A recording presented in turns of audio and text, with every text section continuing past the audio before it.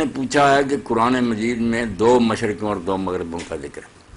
اس کے ساتھ ہی آپ کو چاہیے تھا کہ کہتے کہ رب المشارق بھی آیا، بہت سی مشرقوں کا، 2 نہیں رہی، اب جمع ہو گئی بہت سی مشرقیں،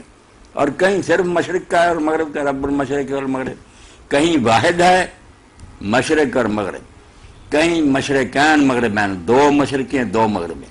اور ایک جگہ مغربیں تو زیادہ نہیں آیا، مشرقیں آیا کہ مشرقیں بہت سی۔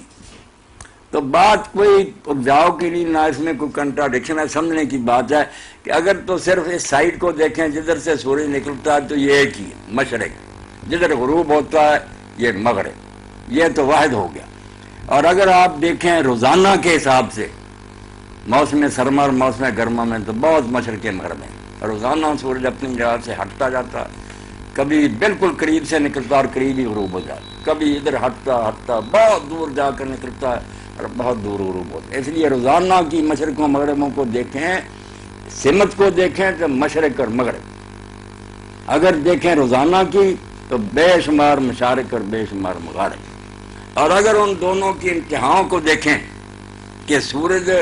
جہاں آخری پوائنٹ پر ادھر جاتا ہے، دوسری طرف آخری پوائنٹ پر ادھر جاتا ہے، درمیان میں بے شک وہ روز نکلتا ہے اور غروب ہوتا، انتہائیں دیکھیں تو پھر مشرقین مغرب۔ تو بات واضح ہو گئی کہ اگر اس دیوار کو دیکھیں تو یہ ساری مشرق کی طرف ہے تو یہ مشرق ہے، ادھر ہے مغرب۔ اگر یہ دیکھیں کہ روزانہ سورج ادھر نکلتا ہے پھر ادھر ہٹتا جاتا ہے، دور چلا جاتا ہے، تو بے شمار مشرقیں ہیں روزانہ کے لحاظ سے،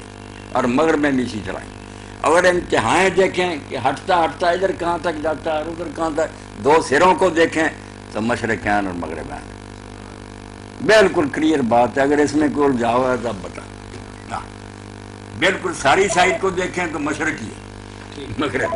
اگر کنارے دیکھیں انتہائی مقام پھر 2 مشرقیں 2 مغربیں، اور درمیان کا دیکھیں روزانہ کی تو مشارق اور مغرب۔